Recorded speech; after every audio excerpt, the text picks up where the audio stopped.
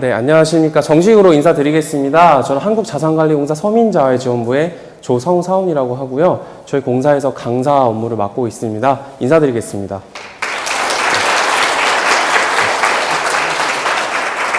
네, 오늘 주제는 재테크보다 중요한 안전테크라는 주제로 저희가 강의를 진행을 할 거고요. 중간에 쉬는 시간 잠깐 있을 거예요. 그리고 저 다음에 정래호 강사님께서 알기 쉬운 보이스피싱 수칙에 대해서 말씀해 주실 거고요. 저랑은 함께 신용 관리하는 방법, 신용이 무엇인지 그런 거에 대해서 알아보시겠습니다. 지금부터 진행하겠습니다. 자, 목차는 제가 아주 간단하게 정리를 했어요. 보시면 신용정보 관리, 신용의 개념과 관리 방법, 그리고 1등급 신용, 신용등급 1등급의 비결에 대해서 살펴보겠습니다. 가장 먼저 신용정보와 관리에 대해서 보실 거고요. 들어가기 전에 앞서 여러분께서 신용에 대해서 평소에 얼마나 잘 알고 계시고 그리고 어떻게 좀 알고 계시는지 질문을 먼저 시작을 해보겠습니다.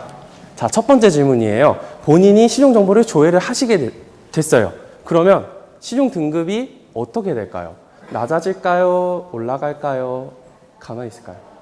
보통은 낮아진다고도 알고 계시죠? 4, 5년 전만 해도 뉴스를 보시게 되면 뭐 신용 등급이 낮아졌다 이러면서 사람들이 깜짝 놀라가지고 왜 이러냐 하는 막 항의식의 그런 보도들도 많이 있었는데요. 지금은 바뀌었습니다. 개정이 됐어요, 법이 바뀌어서 지금부터는 신용 등급을 조회를 하셔도, 신용 정보를 조회하셔도 안 떨어집니다. 안 떨어지니까 이제부터는 걱정 안 하시고 신용 등급 조회하셔도 되세요. 그런데 중요한 것은 이제 한두 번 정도 집 근처에 있는 은행 가서 검사를 해보시는 건 괜찮은데 전국 8도에 있는 모든 은행들을 다 돌아다니시면서 신용등급 조회를 하시게 되면 그때는 좀 깎일 수도 있다. 비정상적으로 좀 남들에 비해서 비정상적으로 하시게 되면 깎일 수는 있는데요. 보편적으로 우리가 신용등급을 일반적으로 조회하는 거에 대해서는 전혀 내려가지 않습니다. 이제 걱정 안 하시고 조회 맘대로 하셔도 됩니다. 네, 그렇고요. 두 번째 질문 들어가겠습니다. 대출이나 신용카드 사용 당연히 하시게 되겠죠. 신용관리에 좋지 않을까요? 어떻게 생각하세요? 애매하죠. 이거는 좀 애매한데요. 자, 신용카드나 대출 사용하시는 거는 신용거래고요. 자신의 능력에 맞게 사용을 해야 된다. 그럴 때는 신용등급을 상승시킬 수 있다. 오히려 보통은 쓰면 안 돼요. 인터넷에서 이런 글들 보셨을 텐데요. 잘만 쓰면은 오히려 신용등급을 많이 올릴 수 있는 게 신용카드나 대출 사용입니다. 네, 그렇고요. 자, 연체금을 완납을 하셨어요. 그러면 즉시 신용등급이 올라갈까요? 어떻게 생각하시나요? 어떻게 될까요? 애매하죠, 이것도. 예. 신용등급 산출을 하려면요, 보통 일정 시간이 소요가 돼요. 짧게는 한 2주 정도 보시면 되고요. 길게는 한 2달, 3달까지 갈 수 있습니다. 그래서 신용등급이 바로 올라가려면은 이건 말도 안 되고요. 연체금을 완납하셨을 때는 약간의 시간을 좀 거쳐야 돼요. 그래서 약간 대기 시간이 있는 다음에 신용등급이 뭐 정상적으로 복원이 되거나 올라간다 정도 알아두시면 될 것 같고요. 자, 다음은 돈이 많으면 신용도가 좋을까요? 돈이 많으면 어떻게 생각하세요? 아무래도 오늘 좀 많이 계시다 보니까 사람이 한 20명 있으면은 막 대답도 잘하시고 막 이렇게 손들고 그러시는데 오늘은 조금 되게 냉담하신 것 같아요. 네. 네. 자, 우리가 보편적으로 돈이 많으면 저 사람은 당연히 신용이 좋을 거야. 이렇게도 생각하시죠? 자, 이건희 회장. 신용이 좋나요? 신용 좋을까요? 어떻게 생각하세요? 좋을 것 같죠? 그런데 만약 그 회장님께서 현금만 잔뜩 가지고 있고 뭐 신용카드라든지 대출이라든지 할부라든지 이런 거래를 안 하셨다면 그냥 돈만 단순히 갖고 계시다면요. 신용 부분에 있어서는 빵점일 거예요. 신용 거래를 하셔야만 신용 등급이 올라가게 되는 거고요. 예, 그거에 해당하는 거래를 하셔야지만 오르기 때문에 아무리 현금이 많다고 해서 내 신용이 좋은 건 절대 아닙니다. 예, 이건 알아두시면 좋을 것 같고요. 자, 다음 문제입니다. 적은 금액을 연체를 하셨어요. 소액의 금액을 연체를 하셨을 때 신용에 크게 영향을 미칠까요? 아니면 미치지 않을까요? 이거는 미칠 것 같으시죠? 네. 자, 이거는 제가 뒤에서 한번 짚어드릴 건데요. 요즘에는 적은 금액을 연체하시게 돼도 신용도가 하락이 됩니다. 예, 물론 이거에 조건이 있어요. 얼마만큼의 금액을 어느 이상 연체했을 때 이 조건이 있고요. 그거는 제가 뒤에서 같이 한번 말씀드리도록 하겠습니다. 자, 마지막 문제입니다. 제2금융권, 제2금융권이 어디 있는지 아세요? 혹시? 어디에 해당하는지 아세요? 네, 그쵸. 저축은행 들렸고요. 네, 그렇죠. 캐피탈사. 네, 이런 것들이 제2금융권이 될 텐데요. 자, 이곳에서 대출을 받으시게 되면요. 많이 떨어져요. 신용등급 많이 떨어집니다.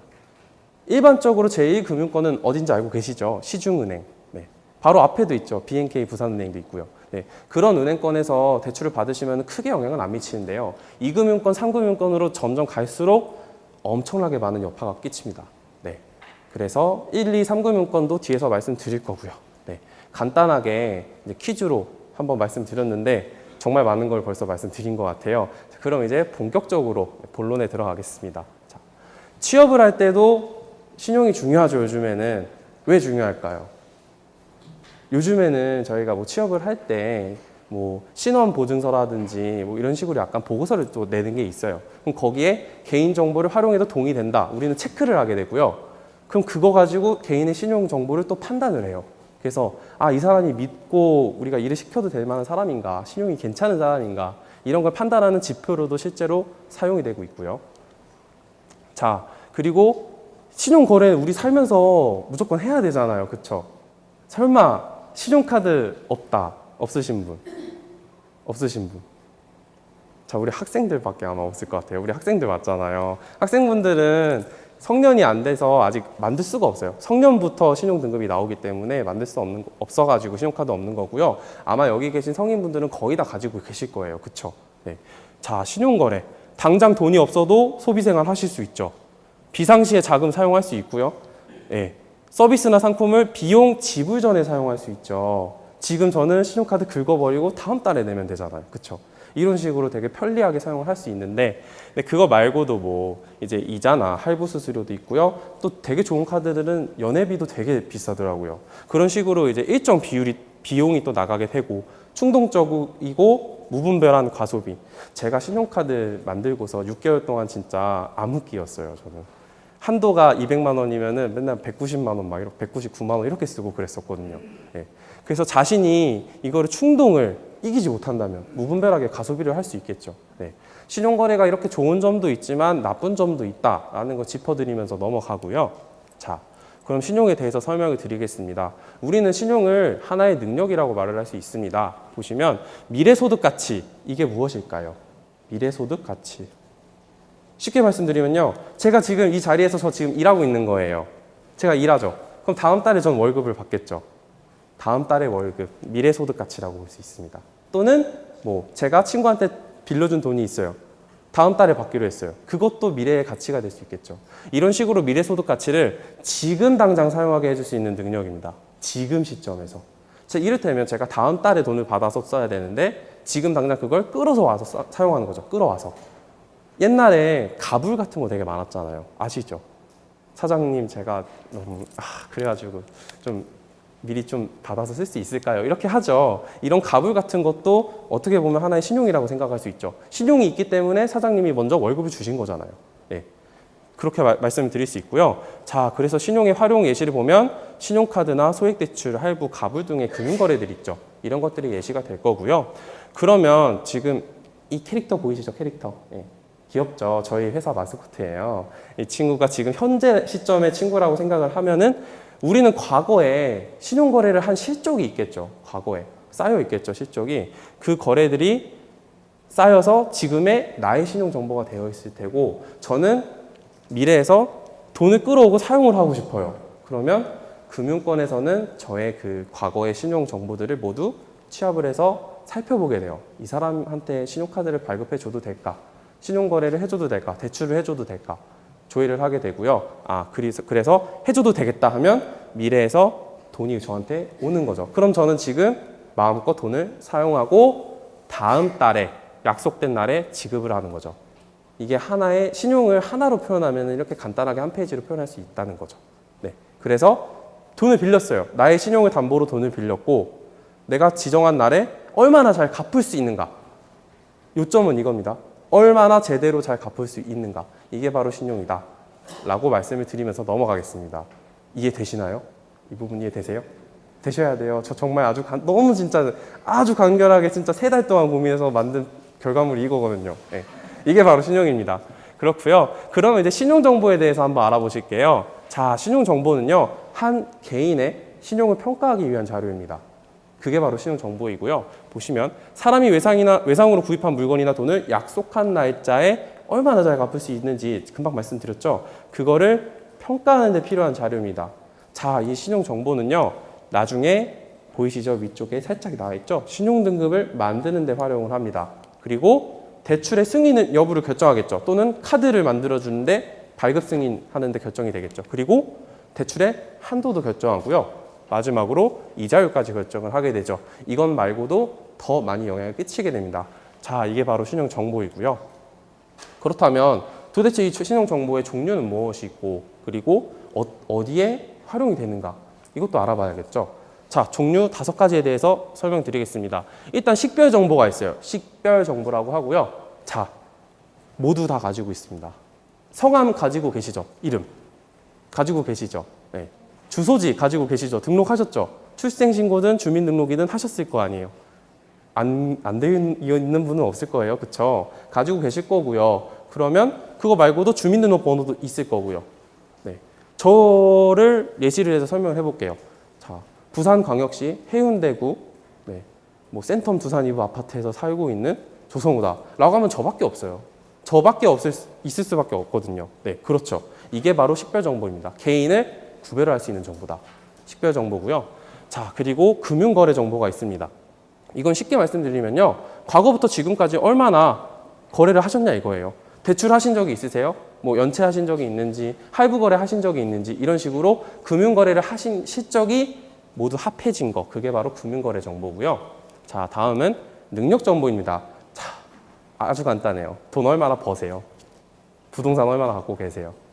네, 이게 바로 능력 정보입니다. 얼마나 금융적으로 자산을 가지고 계신지, 그걸 물어보는 게 바로 이 능력 정보고요. 그 다음으로는 채무불이행 정보가 있습니다. 과거에 연체하신 내역이 있으면 이거는 모조리 다 채무불이행 정보로 들어가게 됩니다. 그렇고요. 마지막으로 공공정보라고 해서 혹시라도 전에 범죄가 있었는지, 빨간 줄이 그어져 있는지, 이런 정보를 공공정보로 볼 수 있습니다. 뭐 이제 체납 같은 거 있죠. 국세나 뭐 지방세 체납하고 이런 것도 공공정보에 들어가게 됩니다. 국가와 관련한 정보들은 아마 저 공공정보에 다 들어가게 되고요. 자, 그래서 5가지의 신용정보를 말씀을 드렸어요. 그러면 이제는 신용정보의 활용처를 보시겠습니다. 첫 번째로 당연한 말이죠. 금융권에서 이 사람과 거래를 해줘야 되나, 이런 지표로 사용하고 있고요. 통신사나 백화점에서 사용하고 있습니다. 네, 보통 통신사에서도 핸드폰 새로 발급을 하시려면 신용정보 다 확인하거든요. 만약에 신용 안 좋으면요, 발급 안 해줘요. 제가 보통 구치소나 교도소 같은 데 가서도 재소자분들이랑 상담을 하거나 교육을 해드리는데요. 그분들은 좀 신용정보가 안 좋은 분들이 좀 많아요. 등급이 안 좋은 분들이 많은데, 항상 가면은 1순위 질문이 이거예요. 핸드폰 발급이 안 되는데 어떻게 좀 할 수 없겠느냐. 그분들은 다 신용등급이 좋지 않은 분들이 많아가지고 핸드폰을 만들 수가 없어요. 그렇게 통신사나 백화점에서도 신용정보를 활용을 하고 있고요. 자, 다음은 기업체입니다. 아까 제가 설명드렸었죠. 요즘에는 취업을 할 때도 신용이 필요하다. 기업체에서도 신용정보 활용하고 있고요. 자, 결혼정보 정말 치사하죠. 이제 결혼하는 데까지 신용정보 이제 확인해가지고 상대방이 조회할 수 있게 해줘야 돼요. 업체에서 확인해가지고요, 안 좋으면은 막 B급인 사람도 막 C로 떨어뜨리고 막 이런 식으로 아마 활용이 될 거예요. 결혼정보업에서도 활용하고 있고요. 마지막으로 이놈의 나라 떠나야지. 이민을 하게 됐어요. 이민 가게 됐어요. 대사관에서도 이민 심사할 때 신용정보를 판단하게 됩니다. 네. 일단 보편적으로 말씀을 드렸을 때 한 이 정도 5가지 정도 구분으로 해서 신용정보를 활용한다라고 말씀을 드릴 수 있고요. 사실 이것 말고도 되게 무궁무진하게 활용이 되고 있고 앞으로도 확대될 거예요. 그래서 신용을 관리를 잘 하셔야 된다라는 점을 다시 강조를 드리고 넘어가겠습니다. 자, 그러면 다음에 신용을 어떻게 가공을 하는지 단계에 대해서 설명을 드릴게요. 이 부분은 조금 알아두시면 왠지 좋을 것 같아요. 네. 자, 처음으로 안 보이실 수 있어서 읽어드릴 거예요. 판매 신용이라는 게 있어요. 판매 신용이고요. 이거는 보통 신용카드나 할부 거래 같은 거 있죠. 이런 게 속하게 됩니다. 신용카드 거래하시거나 할부 거래하실 때 들어가고요. 두 번째로는 대출신용이라고 해서 은행이나 보험사나 대출 같은 거 관련해서 대출신용이라고 있고요. 마지막으로 서비스신용이라고 있어요. 자, 여기 앞에 있는 우리 남학생 친구들. 자, 자주 가는 곳이 어디예요? 자주 학교 끝나면 어디 놀러 가요, 보통? 그렇지, 로라로 가죠. 로라죠. 그쵸. 이 친구들은 PC방을 가요. 요즘에는 PC방 가면은 게임 실컷 하고 나서 나중에 한꺼번에 요금을 내거든요. 보통 그렇게 하죠. 이걸 뭐라고 하죠, 친구들? 후불요금 내죠. 후불요금. 그쵸. 우리가 통상적으로 사용을 하고서 이제 지정된 시간, 게임 끝난 시간, 아니면은 뭐 제가 전기 쓰고 다음 달 이제 전기 요금 나오겠죠. 그런 식으로 지정한 날에 이만큼 쓰셨으니까 이만큼 내셔야 돼요 하고 알려주는 요금들 있죠. 네. 서비스 요금. 그게 바로 서비스 신용입니다. 공과금이나 통신비 정도가 해당되고요. 친구들도 해당될 거예요. 후불거래. 네. 후불거래 하시는 거예요, 여러분. 벌써부터 신용거래를 하고 계셨습니다. 그래서 이렇게 세 가지 정도 부류의 거래가 있고요. 이 거래들이 발생을 하게 되겠죠. 네. PC방 가서 요금 냈어요. 아니면 제가 전기세 냈어요. 수도세 냈어요. 거래가 성사가 되는 거죠. 제가 돈을 냈죠. 자, 그렇게 되면요. 보통 공공기관, 금융기관, 비금융기관 세 부류로 나누게 돼요. 이 세 곳에서 거래가 발생을 할 수밖에 없거든요. 거래가 발생할 거고요. 그럼 이 거래들이 자, 보이시죠? 신용정보 기초 데이터라는 형태로 해서 CB사업자한테 가게 돼요. CB사업자한테 이 정보들이 가게 되고요. CB사업자가 뭘까요? 혹시 아시는 분 있으세요? CB사업자. 아마 여기 우리 인턴분들은 아마 아시면서 대답 안 하시는 것 같은데, 그쵸? 알고 계시죠? 공부 많이 하셨으니까. CB 회사는요, 개인 신용 조회 회사 또는 개인 신용 평가 회사라고 부릅니다. 자, 아마 우리 또 젊은 여성분들은 또 잘 아실 거예요. 쇼핑, 인터넷 쇼핑 하실 때 보통 뭐 맨날 뭐 결제를 하려면 이상한 거 설치하라고 하고 그럼 뭐 막 뜨잖아요. NICE, 뭐 KCB 해가지고 뭐 신용평가에서 이런 데 뜨거든요. 보신 적 있을 거예요. 네. 주의 깊게 보시면 아마 나올 거예요. 그런 곳이 바로 이 CB사업자들이에요. 이 고객이랑 거래를 해도 되는지 판단을 하게 정보를 주는 애들이 바로 CB사업자입니다. 자, 우리나라에는 KCB 그리고 나이스라는 양대 회사 두 곳이 있습니다. 원래 세 곳인데요. 보통 우리는 두 곳을 보편적으로 부르고 있어요. 그래서 이 CB사업자들이 개인 신용을 조회하고 평가하게 됩니다. 이 신용 정보나 데이터들을 모아서 가공을 하는 거예요. 이 친구들이 가공을 하게 되고요. 그럼 그 정보는 가공 정보 또는 신용 보고서라는 형태로 다시 아까 어디서 보셨죠? 보신 거죠, 아까. 금융기관이나 비금융기관으로 가게 돼요. 자, 그럼 이 정보는 어떻게 활용이 될까요? 선생님들께서 다시 거래를 하시러 갔어요. 그러면 이 가공된 정보를 통해서 다시 거래를 판단하는 거예요. 거래해야 되나 말아야 되나. 그렇게 되는 거예요. 이자율 결정하고 대출 여부 결정해주고 네, 그렇게 되는 겁니다. 그러면 그 거래가 또 발생해서 다시 얘네가 그 정보를 CB사한테 주겠죠. 그럼 CB사는 그것도 가공해서 또 다시 얘네한테 주는 거예요. 이렇게 서클이 됩니다. 서클. 순환이 되는 거예요. 느낌 오시죠? 저 진짜 정말 풀어서 정말 열심히 잘 설명하고 있어요, 지금.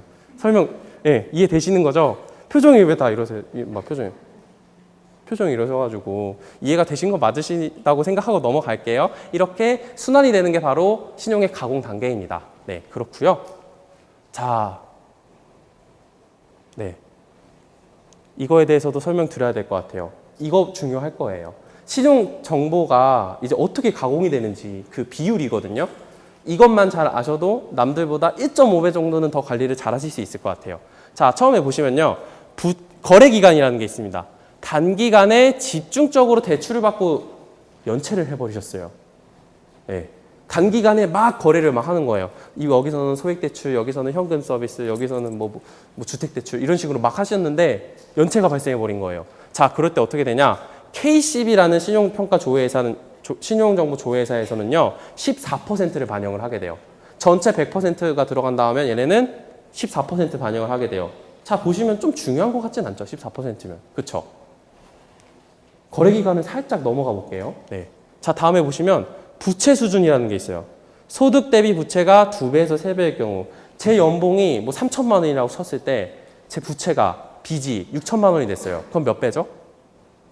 2배가 돼. 그쵸? 2배죠. 그럼 그때부터 저의 신용 점수는 확 떨어지기 시작하는 거예요. 2배가 넘었을 때부터. 원래 뭐 한 5천만 원, 4천만 원일 때도 깎이긴 해요. 빌리니까 당연히 깎여요. 빌리면 무조건 깎이는 게 신용이거든요. 근데 제가 이제 2배가 넘어갔을 때 그 수준이 그러면 기하급수적으로 막 깎여요. 한전에서 전기세 부과하듯이 누진세 붙듯이 뭐 엄청 막 이렇게 쫙 이렇게 돼버려요. 그렇게 되는 게 이제 부채 수준이라고 생각하시면 됩니다. 자, 그래서 뭐 이거 말고도 한 달 카드 사용액. 제 한 달 카드 사용액이 뭐 한도가 200만 원이라고 할게요. 근데 제가 100만 원을 넘게 썼어요. 그럼 얼마를 쓴 거죠? 절반 넘게 쓴 거죠. 그럼 그것도 깎여요. 좀 신기하시죠, 이거는. 원래는 한도액만 맞추면 되겠지라고 생각하시는데 사실은요. 한도액 절반만 넘기시면 그때부터 깎입니다. 다만 다음 달에 그 금액을 다 완전히 납부를 했을 때 내 의무를 이행을 했을 때 그때는 점수가 약간 더 플러스는 됩니다. 원상 복구되고 다시 플러스 되는 형태예요. 이해되세요, 이거? 네. 그래서 깎이긴 하지만 열심히 내시면 되는 거예요. 열심히 내시면 절대 문제 안 생깁니다. 네. 그게 이제 부채 수준인데요. 이거는 4분의 1 정도 반영을 한다고 합니다. 약간 무시하기는 조금 어려운 친구겠죠. 네. 다음 거 보시면요. 연체 정보입니다. 아까 여쭤봤죠. 소액을 연체했을 때도 신용에 큰 영향을 끼치냐. 맞다고 하셨죠. 그거예요. 10만 원 이상의 금액을 5일 이상 연체하셨을 때 그냥 손 2개 피시면 돼요. 10만 원이죠. 하나 빼시면 돼요. 5일. 외우기 쉽죠. 10만 원을 5일 이상 연체하시면요. 그때부터 선생님들의 신용등급이 짜자자자작 내려갑니다. 확 내려가요. 그때부터. 그래서 만약에 핸드폰 요금 뭐 요즘 2명분이면 10만 원 그냥 넘어가잖아요. 그쵸? 예. 2명분만 5일을 연체를 해버리죠? 그럼 그때부터 점수가 확 깎이는 거예요. 예. 2달만 연체하셔도 신용등급에 큰 영향을 미칩니다. 그래서 연체 정보도 좀 주의해 주셔야 돼요. 자, 보시면 부채 수준과 연체 정보 2개를 합하면요. 50%가 넘어가요. 그럼 이 2개는 좀 집중적으로 관리해 주셔야 되는 거겠죠. 예. 마지막으로 신용 형태라고 해서요. 아까 이것도 질문 드렸어요. 이금융권 대출이 많으면 신용등급에 좋다 안 좋다 여쭤봤죠. 안 좋다고 했죠. 이것도 34%나 들어가요. 1금융권 시중은행을 제외하고 2금융이나 3금융 대부업 있죠. 그쪽이 대출 비율이 많아지시면요. 그것도 많이 반영이 돼요. 자, 보시면요. 거래 기간은 14%인데 25, 27, 34. 76%죠.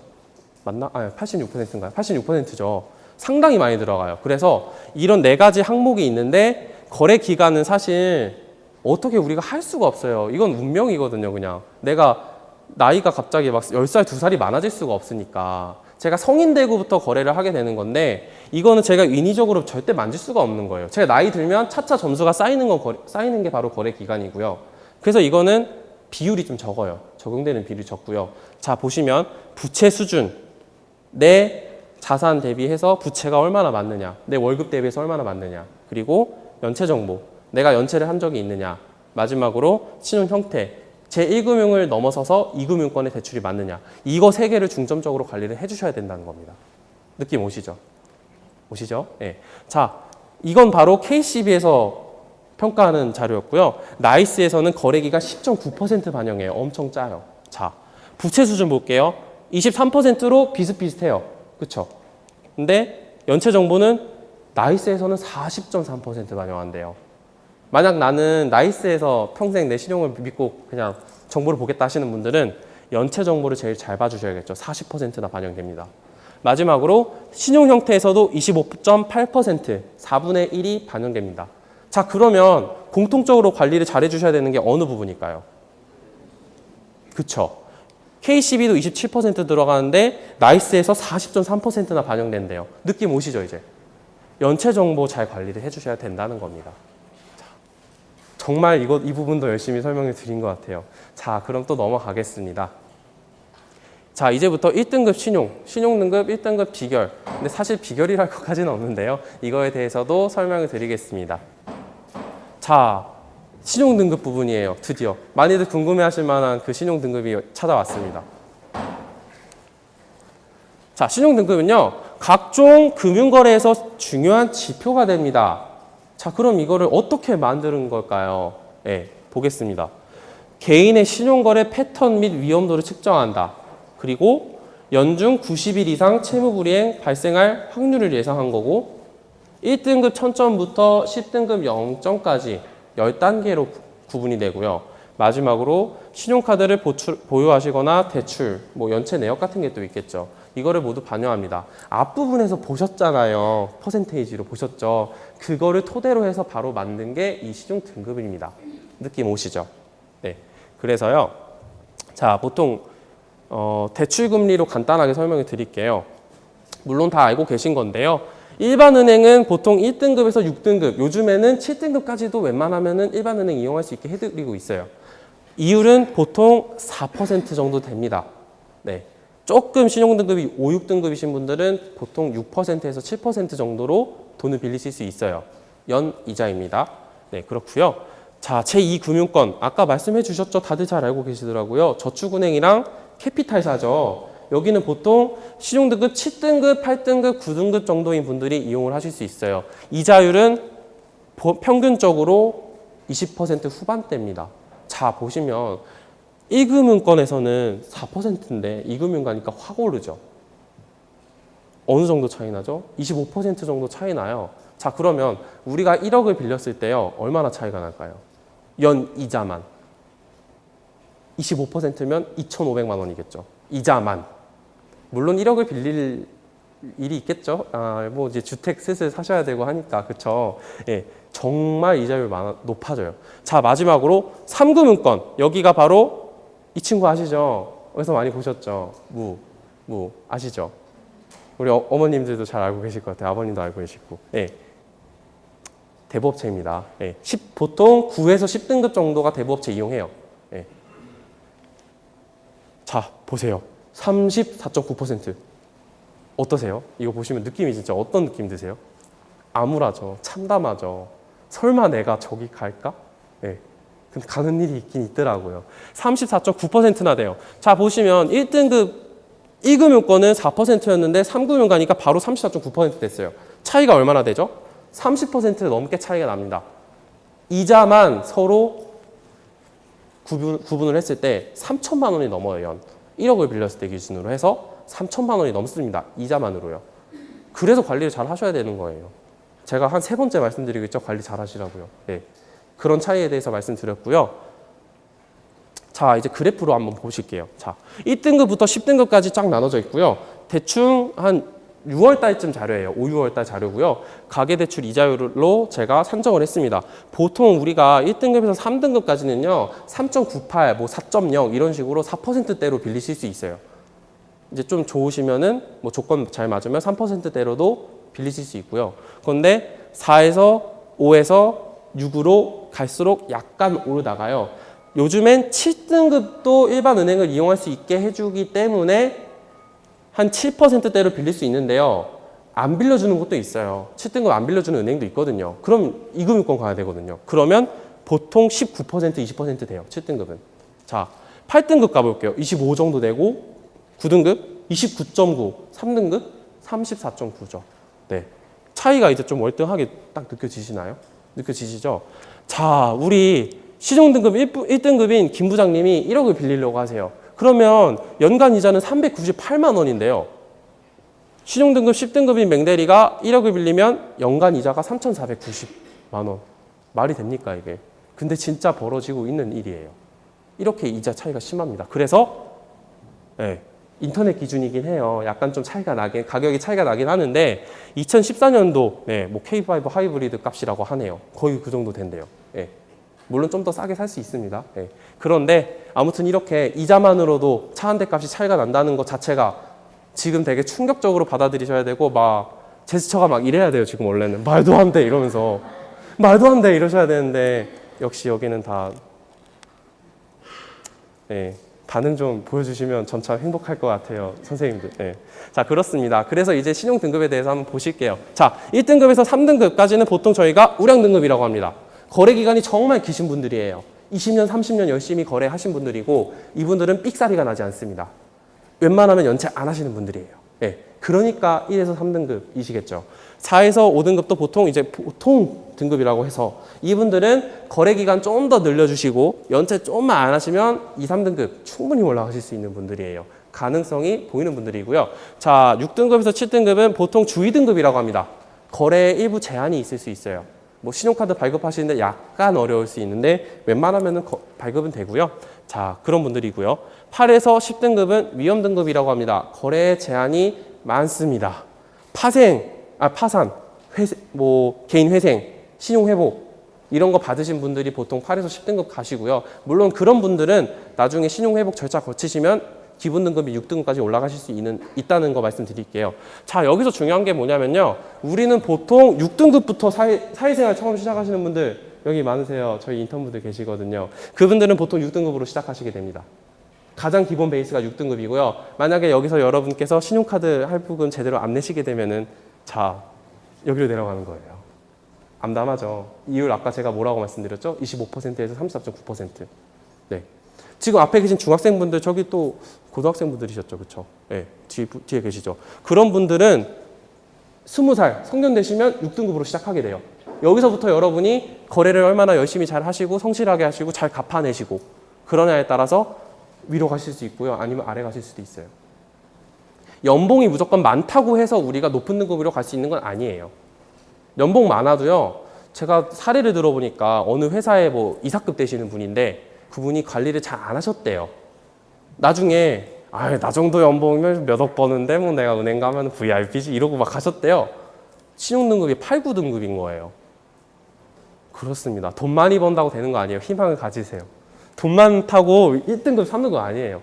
돈이 없어도 저도 지금 관리 열심히 해가지고 지금 한 이쯤에 지금 머물고 있어요. 저도 열심히 하고 있습니다. 그냥 연책 안 하시고 꾸준히 잘 거래 기간만 유지를 하시면요. 얼마든지 1등급 다실 수 있어요. 수능에서도 1등급을 못 맞았는데 저는 신용등급에서 1등급 한번 해보려고요. 1등급도 나왔어요, 사실은.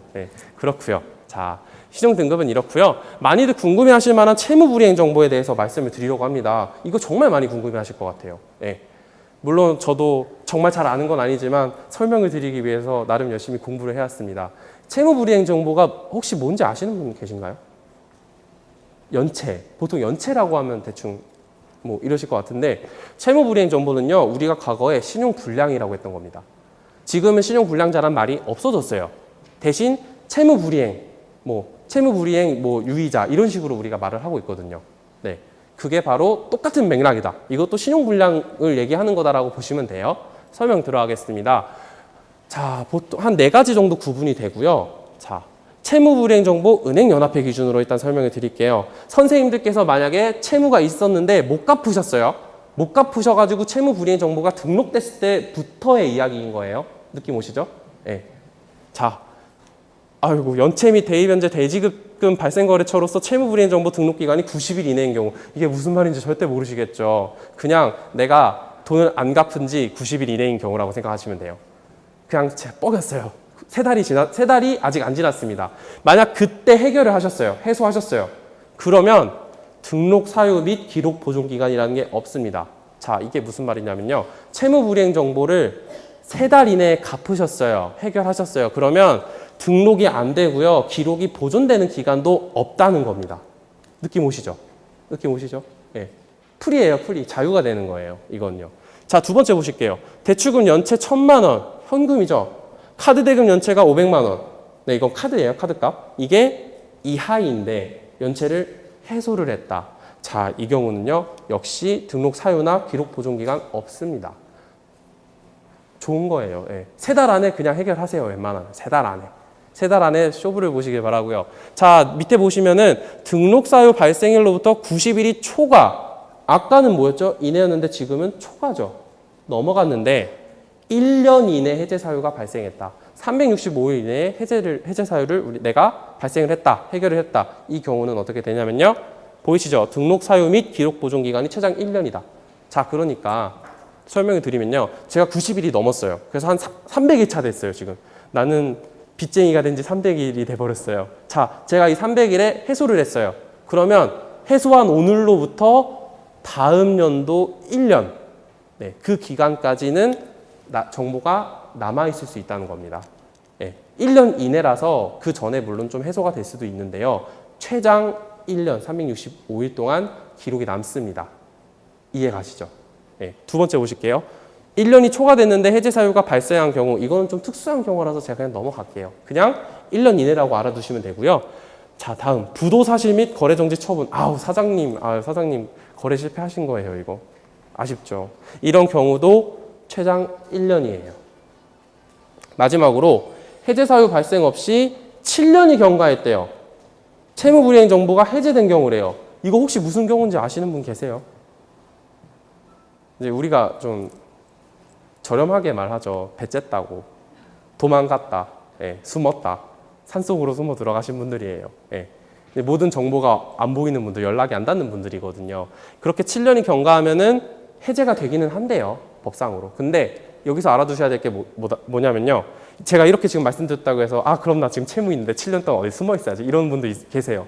교도소에서 특히 그러시던데 그거는 해제 정보가 그냥 해제되는 거고 채무는 그대로 남아 있으니까 절대 혹시라도 그런 잔머리 절대 굴리시면 안 되고요. 네, 그래서 이런 경우는 최장 1년까지 남아 있다라는 말씀을 드리고 넘어가겠습니다. 다음 보시면요. 공공정보입니다. 국세 및 지방세 체납을 해소한 경우 그리고 신용회복 지원이 확정된 거래처 저희 한국자산관리공사에서도 국민행복기금 관리하고 있죠. 저희한테 신용회복 지원을 받으시거나 저희랑 똑같은 업무를 하는 곳이 있어요. 신용회복위원회. 거기서도 신용회복 지원 받으시거나 법원 가셔가지고 개인회생이나 파산을 인가받으셨을 때, 허가받으셨을 때 그런 분들이에요. 국가랑 관련돼서 뭔가 내가 좀 허락을 받았을 때 이제 내가 좀 탕감을 받았을 때 이런 거거든요. 이 경우는요. 없습니다.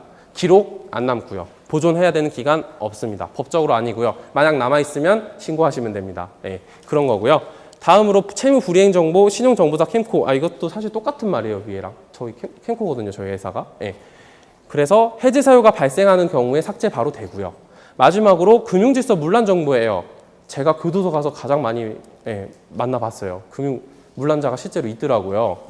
금융사기나 서류 위변조 같은 거 해가지고 뭐 억울하게 뭐 그런 경우도 있겠지만 일단 혐의가 인정되는 순간부터요. 그분들은 사유랑 보존기간이 최장 5년입니다. 5년 동안 남아있어요. 해소가 된 지 5년. 네. 물론 여기 있는 분들은 아마 이 경우는 거의 해당 안 하실 거고요. 그래서 여기서 요점이 뭐냐면요. 웬만하면 내가 해소를 하면 1년 안에는 정보가 삭제가 된다. 느낌 오시죠? 예, 보편적으로는 1년 안에 다 정보가 삭제가 되고 기록이 남지 않는다고요. 그런데 아까 제가 말씀드렸던 CB사 있잖아요. 개인신용조회회사, 평가회사. 얘네는 신용등급을 산출을 해야 되는 회사이기 때문에 가급적이면 좀 가지고 있으려고 하거든요. 그래서 채무가 발생해서 내가 이 정보가 삭제가 돼도요. 1년이 지난 시점 있죠. 그때는 이 CB회사에 한번 개인적으로 알아보셔야 돼요. 설마 기록이 남았나요? 알아보셔야 됩니다. 남아있다고 하면요. 삭제하는 절차가 있어요. 네, 연체기록 삭제 신청 절차라는 게 있습니다. 그래서 이 절차에 따라서 CB사한테 이제 나는 해소가 됐으니까 삭제해 주시오 하시면 삭제해 드립니다. 네, 그렇고요. 자, 신용은 이자를 남기죠. 우리가 신용 대출하면 이자가 남기듯이 채무 불이행은요 기록을 남기게 됩니다. 그래서 제가 은행 다니는 애한테 한번 물어봤어요. 친구한테 물어보니까 지인이 이렇게 얘기해 주더라고요. 뭐 5년 남을 수도 있고 10년 남을 수도 있다. 뭐 법상으로 보니까 뭐 한 10년까지도 남을 수 있더라. 그리고 우리 은행은 그런 사람들이 있으면 블랙리스트를 만들어서 관리를 한다. 뭐 이렇게 얘기를 하더라고요. 자, 그래서 제가 여기서 추천을 해드리고 싶은 게요. 선생님들께서 만약 채무 불이행을 하셨어요. 하시게 됐으면 은행 갈아타세요. 예. 은행끼리는 블랙리스트 공유 안 해요. 자기들끼리 갖고 있는 거고요. 그래서 만약 내가 좀 더 좋은 좀 더 좋은 조건으로 거래를 하고 싶다, 대출하고 싶다 그러시면요 은행을 바꾸시면 되는 거예요. 왜냐하면 주거래 은행에는 연체 채무 기록이 있기 때문에 걔네가 이 사람 전에 안 갚았었지 이러면서 안 주려고 할 수도 있어요. 이율 낮출 수도 있고요. 그렇기 때문에 은행을 변경을 하시면요 그 정보가 그 은행엔 없어요. 예. 국가에 등록되어 있는 정보는 가져오겠지만 개인 은행에서 갖고 있는 정보는 공유를 안 한단 말이에요. 뭔지 이해되시죠? 그래서 은행을 갈아타시면 좋습니다. 예. 편법이긴 한데요. 그게 경제활동 하시는데 더 도움이 되실 거고요. 마지막으로 본인 명의로 웬만하면 신용거래 해주세요. 뭐 신용카드, 뭐 휴대폰 할부 개통, 체크카드 그런 거 있죠. 물론 신용카드나 핸드폰 발급은 신용상태 안 좋으시면 발급이 안 될 수가 있어요. 그런데 체크카드가 뭐죠? 체크카드요. 내 통장에 현금을 넣고 그 현금만큼 긁을 수 있는 카드잖아요. 사용할 수 있는 카드죠. 아마 다들 한 장씩 갖고 계실 것 같아요. 그쵸? 예, 저도 있고요. 그 체크카드는 원래는 신용거래 개념에 포함이 안 됐어요. 왜냐하면 신용거래는 내 신용을 걸고서 그 담보로 돈을 빌린 다음 쓴 만큼 내는 거죠. 근데 체크카드는 내가 애초에 돈을 넣고서 사용을 하는 거잖아요. 그러면 신용거래가 아니다라고 생각을 하실 수 있는데요. 물론 아니긴 해요. 근데 금융당국에서 얼마 전부터 또 이걸 정책을 약간 좀 바꿨어요. 그래서 앞으로는 체크카드를 사용하시게 돼도 신용등급이 오릅니다. 제가 그걸 어떻게 확인했냐면요. 사회초년생부터 지금 한 3년, 제가 이제 올해 4년차 사회생활 접어들었는데 3년 차까지 체크카드만 썼었거든요. 다른 일체 할부나 대출 안 했었어요. 3년 체크카드 쓰고서요. 기본 6등급으로 시작한다 말씀드렸죠? 저 6등급에서 4등급 되어 있더라고요. 예. 물론 저번에 신용카드 만들어가지고 신용등급이 다시 6등급으로 떨어져가지고 그거 복귀하는 데 좀 고생하긴 했는데 체크카드만 쓰셔도요. 충분히 신용등급 오릅니다. 예. 그러니까 만약 내가 지금 상태가 좀 여의치 않다, 안 된다 싶으신 분들은 체크카드만 꾸준히 열심히 사용을 하셔도 오른다라는 거 기억하시고 열심히 사용해 주시면 돼요. 그리고 또 좋은 게 뭐가 있냐면요. 체크카드는 연말정산 이제부터 시작하실 분들이 좀 계시고 하시는 분들도 계세요. 그쵸? 연말정산할 때요. 신용카드는 소득공제율이 15%입니다. 15%밖에 안 돼요. 내가 100만 원을 써도 15만 원밖에 인정이 안 돼요. 그런데 체크카드는 30%까지 해드려요. 자, 여기서 요점이 뭐냐? 체크카드는 30%까지만 쓰고요. 신용카드를 15% 쓰면 되겠죠. 그러면 소득공제율이 45%까지 제가 혜택을 받을 수 있겠죠. 그런 식으로 유도리 있게 사용을 하시면 돼요. 어떤 건지 이해 가시나요? 네. 그래서 체크카드 사용 좀 권장을 해드립니다, 저는. 열심히 좀 사용률 높이시는 게 좋을 것 같고요. 자, 채무 불이행에 대해서 살짝 말씀드릴게요. 시간이 조금 많이 안 남아가지고 좀 빨리빨리 진행을 하겠습니다. 동영상이에요. 전화번호 대출은 세 가지만 묻습니다. 이름, 전화번호, 주민번호. 전화 세 가지만 말하면 단박에 대출 가능. 전화번호 대출 0001.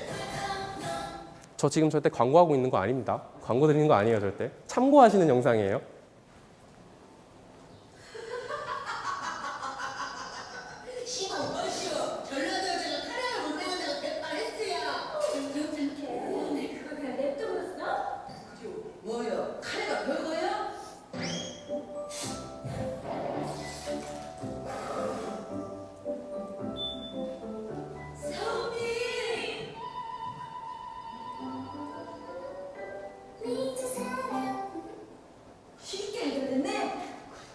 대부업체 제가 아까부터 좀 살짝 부정적으로 말씀드리긴 했었어요. 근데 사실 부정적으로 말해야 되는 게 맞고요. 어쩔 수 없이 있어야 되는 필요악이긴 하죠. 예. 쉽고 빠르고 간단한 대출 광고 뭐 이런 거 있죠. 되게 쉽고 되게 빠르고 요즘에 서류 안 내셔도 그냥 이름만 알려주시고 핸드폰 알려주시고 주민번호 말씀해 주시면 저희가 단박에 대출해 드리겠습니다. 이러잖아요. 예. 정말 스피드하게 해주긴 해요. 정말 빠르더라고요. 그런데 이러한 대부업체의 법정 이자율이 연 34.9%죠. 아까 계속 강조 드렸어요. 연에 1억 빌리시면은 3,490만 원 이자로만 내셔야 된다고. 원금은 남아있잖아요. 그쵸? 자, 이렇습니다. 연이율 34.9%로 500만 원 빌려도 연 이자가 175만 원. 상당하죠. 물론 지금 금융당국에서 대부업체 법정 이자율 낮춘다고 하고 있어요. 5% 낮춘다고 해서 앞으로 29.9%가 될 전망이기는 하지만 엄청나게 반발하고 있죠. 그리고 29.9% 돼도 1억 빌렸을 때 연 3천만 원이죠. 심각합니다. 저는 그래서 웬만하면 이용하지 마시라고 지금 얘기를 하고 있는 거고요. 자, 미등록 대부업이라는 게 있어요. 저희 대부업 등록법이 있거든요. 이거를 살펴보면요. 영업소별로 특별시장이나 광역시장, 도지사 같은 분들한테 등록을 해야 돼요. 그러고서 대부업을 해야 되는데요. 안 한 업체들이 있어요. 되게 많아요. 신고하시면 됩니다. 거래하지 마시고요. 자, 그리고요. 고금리 사채.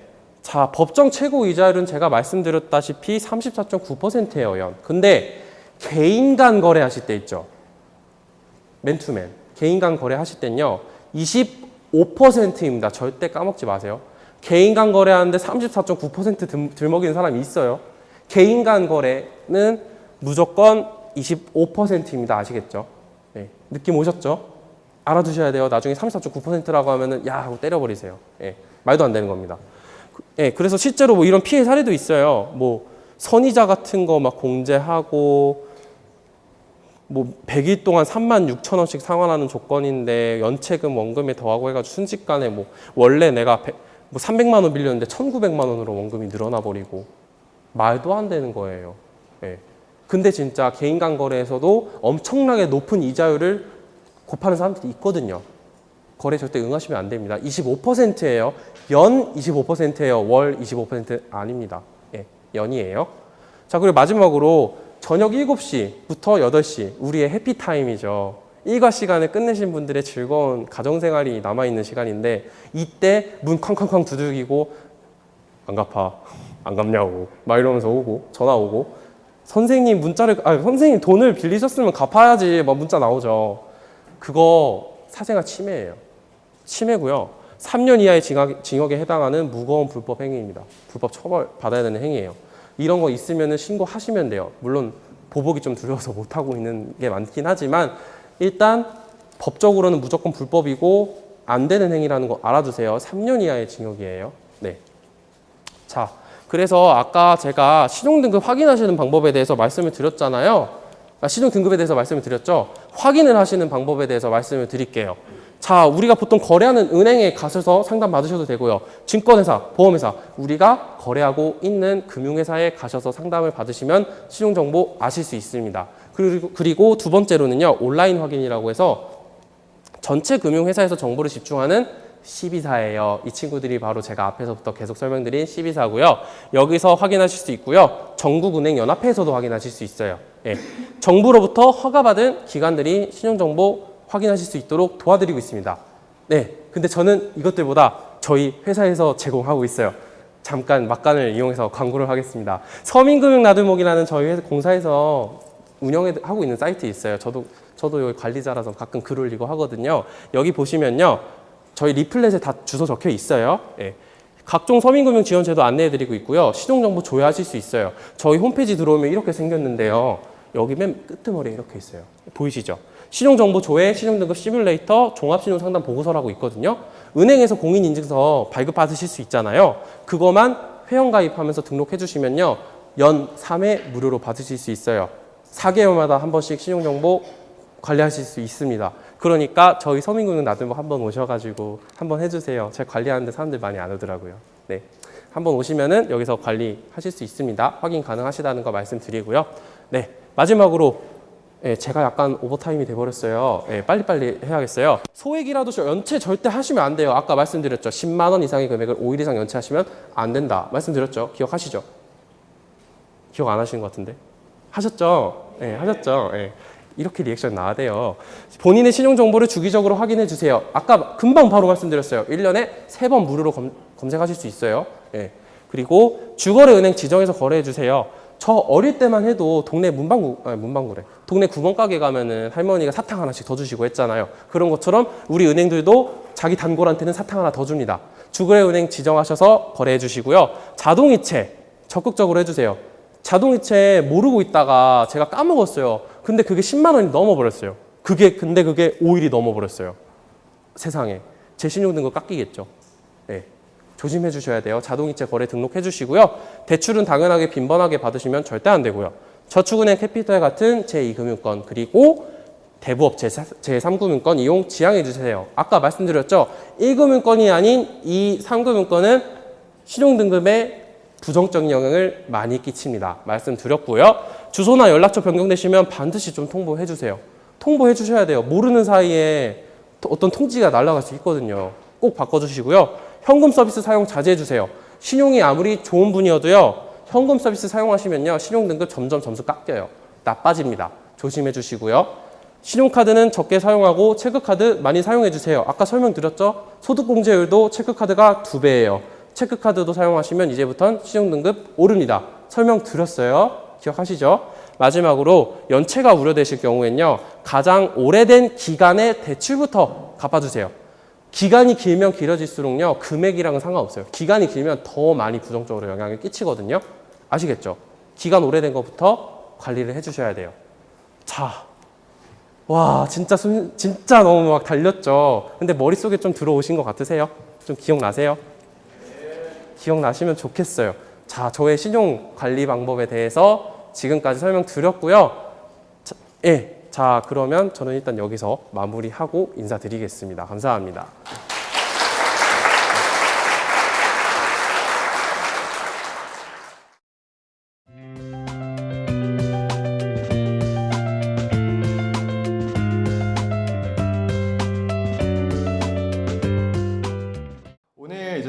다양한 금융사기의 종류 중에서 가장 대표, 선두주자라고 할 수 있는 보이스피싱에 대해서 한번 알아보도록 하겠습니다.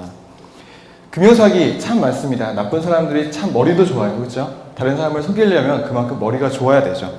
보이스피싱도 있고요. 요새 카카오톡이나 뭐 이런 메신저를 이용해서 메신저 피싱을 하기도 합니다. 막 친구처럼, 친구인 척, 친구의 정보를 도용해서 메신저, 문자로 이제 돈 좀 꺼줘라. 내가 지금 사고가 났다. 이런 식으로 접근을 하기도 하고요. 파밍이라고 해서 좀비 PC라고 아시죠? 개인에 있는 핸드폰이나 그 다음에 노트북, 컴퓨터 이런 데 접속을 해서 개인정보를 유출하고 금융정보를 인출을 해서 돈을 빼가는 겁니다. 그리고 스미싱. 이게 제일 좀 손쉽게 많이 보실 거예요. 학생들한테도 많이 갈 텐데 우체국에서 택배가 왔다든지 뭐 벌금이 얼마가 나왔는데 빨리 확인하라는 뭐 이런 종류의 문자를 보내기도 하죠. 그래서 클릭을 하게 되면 돈이 인출이 되는 그런 사기 수법들이 굉장히 많습니다. 그러면은 대표적으로 보이스피싱이 어떤 것인지 한번 알아보겠습니다. 전화를 통해서 불법적으로 개인정보를 빼내서 그걸 금융사기에 이용하는 건데요. 음성과 개인정보와 낚시의 그 단어들을 조합해서 만든 게 바로 보이스피싱입니다. 낚시를 한다는 거죠.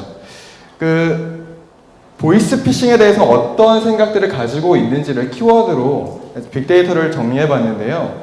여기 보시면은 몇 가지 이제 눈에 띄는 숫자도 있고요. 사람 이름도 있습니다. 이 김미영 팀장은 예전에 되게 유행했던 되게 유명한 보이스피싱 사기범들이 사용했던 이름입니다. 김미영 팀장. 요새는 김미영 팀장이 잡혔어요. 얼마 전에. 그래서 이동수 과장이 활약하고 계십니다. 뭐 굉장히 많은 분들이 이제 활약을 하고 계신데 자, 여기에서 제가 퀴즈를 간단하게 내드릴게요. 맞추신 분들에게는 제가 작은 선물 하나 드릴 텐데요. 자, 여기 나와 있는 15라는 가운데에 있는 숫자는 보이스피싱에 어떤 걸 나타내는 숫자일까요? 네. 제가 설명을 해드릴게요. 15는 보통적으로 일반적으로 사람들이 금융사기를 당하고 15시간이 지나서야 내가 속았다라고 느끼는 평균 시간입니다. 즉 여러분들이 내가 보이스피싱 전화를 받았는데 돈을 이제 보냈어요. 그러고 나서 15시간이 있어야만 내가 사기를 당했구나를 깨닫는 거예요. 평균적으로 15시간이 걸린다고 하고요. 그리고 개콘. 개콘은 많이 황해나 이런 많이 당황하셨어요. 막 이런 유행어가 나왔을 정도로 유명한 프로그램이 있었죠. 그 안에서 나오는 연변, 조선족, 그러니까 중국인들이 이제 해외 법망을 피해서 외국에서 범죄를 하는 것들이 굉장히 많죠. 자, 강남은 뭘까요? 강남과 여성. 혹시 뭔가 유추가 되시는 거 있으신가요? 자, 아시는 분들은 손을 간단하게 들고 강남과 여성. 네, 어디서 말씀해 주셨는데? 네, 맞습니다.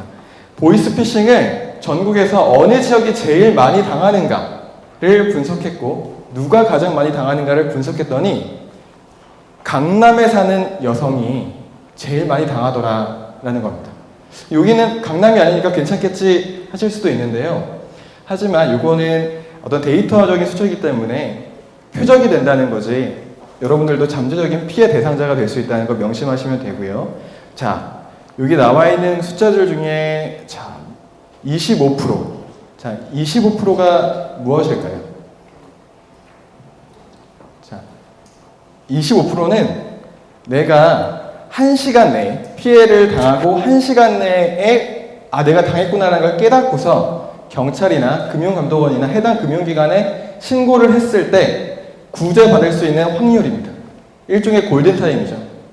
1시간 안에만 내가 사기당했다는 걸 알아도 4분 중에 1분은 내 돈을 지킬 수가 있는 거예요. 그러니까 1시간도 확률이 되게 적죠. 1시간이 지나게 되면 그만큼 많은 분들이 사기를 피해 당하시는 겁니다. 그래서 15시간 이내에 무조건 인지하셨으면 빨리 신고를 하셔야 되는 거예요. 자, 그러면 피해 규모가 어떻게 되는지 한번 알아보는데요. 이거는 보시면 2013년도에 총 발생 건수는 4,765건이었습니다. 보이스피싱 피해, 전국 피해 발생 규모. 이거는 경찰에 접수된 건이에요. 그러니까 드러난 피해 규모고요. 자, 2014년도에는 7,635건입니다. 그리고 올해에는 지금까지 5,391건입니다. 아마 연말에는 지난해보다 더 많은 피해 규모가 예상이 되는 수치죠. 그리고 피해액도 1년에 보이스피싱 금융사기로 552억, 974억, 자, 올해 지금까지 784억의 금융사기 피해가 있습니다. 여러분, 내가 무슨 부귀영화를 누리겠다고 했죠? 돈을 안 쓰고 아꼈었는데 피해를 당해서 내 억울하게 돈을 잃어버린다면 얼마나 억울하겠습니까? 자, 그럼 누가 당할까 봤더니 흔히들 아까 영상에서도 보셨지만 어르신들이나 당하겠지 이렇게 생각하는 경우가 굉장히 많아요. 하지만 현실은 그렇지 않았습니다. 올해 3월부터 8월까지 연령대별 보이스피싱 피해 현황을 봤더니요, 무려 20대, 30대 사회초년생들이 피해 당하는 규모가 57.5%, 절반이 넘는 피해자들이 젊은 사람들이었습니다. 자, 여기는 두 가지 의미가 있어요. 하나는 왜 젊은 사람들이 당하는지부터 생각을 해봐야겠죠. 왜냐? 잘 모르기 때문입니다. 사회에 대해서 잘 모르기 때문이다. 두 번째 이유, 그들이 돈을 가지고 있기 때문이죠. 자, 나이 드신 분들이 솔직히 소득이 많지 않으시잖아요. 그렇기 때문에 범죄자들도 이제 타겟팅을 실제 돈이 있는, 지갑에 돈이 있는 분들을 대상으로 범죄를 하는 겁니다. 어르신들 어차피 속일 거면 돈 있는 사람 속여서 돈을 빼가겠다 이거죠. 그리고 또 하나 사실은, 자, 젊은 분들이 인터넷 뱅킹이나 폰뱅킹이나 이런 거 많이 하시잖아요. 핸드폰, 전자 IT 기술에 익숙하시다 보니 오히려 그걸 역이용해서 사기를 당하시는 분들이 더 많다는 거예요. 자, 그래서 여러분들 핸드폰이나 또는 컴퓨터를 사용해서 금융거래를 하실 때는 다시 한 번 더 확인이 꼭 필요한 겁니다. 자, 그렇다면 어떤 피해 유형이 있는지 한번 알아보겠습니다. 자, 사기를 치는 거죠. 나는 공공기관이다, 나는 금융기관이다, 나는 경찰이다, 검찰이다, 나 우체국입니다, 택배 왔습니다. 아니면 여기 어르신분들이나 여기 나이 드신 분들 같은 경우에는 아마 집에 자녀분이 남자 아들분을 두신 분들 같은 경우에는 군대를 가게 되면, 자, 연락이 잘 안 되잖아요. 그렇게 되면 전화가 와요. 군대라고. 그래서 아들이 지금 뭐 탈영을 했다, 아들이 뭐 삽질을 하다가 파편에 맞아서 머리가 깨졌다, 뭐 이런 식의 사기 전화를 받고 연락이 안 되니까요. 자, 군대 계좌번호를 불러주고 이게 입금하십시오 이렇게 하면은 속수무책으로 당하시는 분들이 굉장히 많습니다. 자, 다양한 공공기관을 사칭하기 때문에 또 신뢰를 하게 되는 거죠. 하지만 여러분, 공무원, 공공기관 직원들 바쁩니다. 이런 거 할 시간이 없어요. 전화할 시간이 없고 중요한 일들은 다 등기 우편을 통해서 일 처리를 한다는 거 반드시 유념하셔야 됩니다. 그리고 대출 중개 수수료를 요구하기도 합니다. 제가 돈을 대출해 드릴 테니, 아니면 금리를 싸게 바꿔 드릴 테니 먼저 얼마를 돈을 내세요. 자, 상식적으로 생각하면 굉장히 쉽죠. 세상에 어느 은행이나 이런 데 가서 돈 얼마 주면 대출해 줄게, 이런 직원들은 보셨나요? 쉽지 않죠. 자, 내가 돈이 없어서 돈을 빌리러 갔는데, 야, 돈 빌리려면 돈 얼마 주고, 이렇게 금융회사들은 업무 처리를 하지 않는다는 거 명심하시면 되고요. 그리고 대출 서류를 수취한 다음 그 개인정보를 이용해서 각종 범죄에 활용합니다. 자, 여러분들 싸이월드 네이트라는 사이트가 있었는데요. 거기에 있었던 개인정보가 유출돼서 좀 사회적으로 큰 무리를 빚은 적이 한 번 있습니다. 내 개인정보를 유출당했다면 반드시 해당 공인인증서 등 각종 정보를 신규 발행하셔야 되고요. 그리고 서류를 제출하실 때는 팩스 이런 걸로 제출하시기보다는 무조건 창구, 은행이나 이런 실제 방문 후 제출하시는 게 가장 안전합니다. 조금 내가 편하려고 했다가 엄청난 금전적 피해를 받을 수 있다는 사실을 젊은 학생들부터 나이 든 어르신들까지 꼭 유념하셔야 됩니다. 그리고 자, 이건 이제 요새 최근에 기술이 발전되면서 나오는 건데 허위로 금융기관 사이트와 똑같은 사이트를 만들어 놓고 접속을 유도하는 거죠. 자, 그렇기 때문에 어떤 링크를 타고 들어간다든지 이런 의심되는 스팸이나 링크 같은 것은 절대로 열어보시면 안 된다는 것 유념하시고요. 그리고 경찰청에서 만드는 파밍캅이라든지 이런 악성 코드를 막을 수 있는 프로그램들을 꼭 설치를 하십시오. 그게 나의 돈을 지키는 가장 좋은 방법입니다. 자, 그럼 어떻게 보이스피싱을 전화가 오는지 한번 들어볼까요? 몇 개월 안 걸리고 당기로에서 시간에 내가 30분에서 50분 정도 걸린다고 내가 말씀드렸었잖아요. 자, 실제 범죄 그 중간에 통합니다. 이력이 없어지면서 다시 적금 상태로 돌아간다는 거예요. 이해 안 되십니까? 그러면 제가 은행에 가서 어떻게 만들어야 되는가요? 은행에서는 사건에 대한 내용은 절대 얘기하시면 안 되시고요. 그냥 본인께서 개인적인 사정 때문에 적금 해지하는 걸로만 얘기를 하시면 됩니다. 다시 원상태로 복구가 된다거나 가상 계좌 어쩌고 대포 통장에 연결됐다 이런 내용은 절대 얘기하시면 안 되는 거예요. 그냥 적금만 해지하고 나오시면 되는 거예요. 아시겠죠? 회생하고 다시 원상 뽑고 다시 들어가는 말고 뭐는 또 이해를 못하겠네요, 제가. 적금에 대한 본인 재산권에 대한 내용을 저희가 추적을 해야 되는데 적금 상태로 못 해주면 가상계좌로 움직일 수가 없는 거고 추적이 안 되는 거잖아요.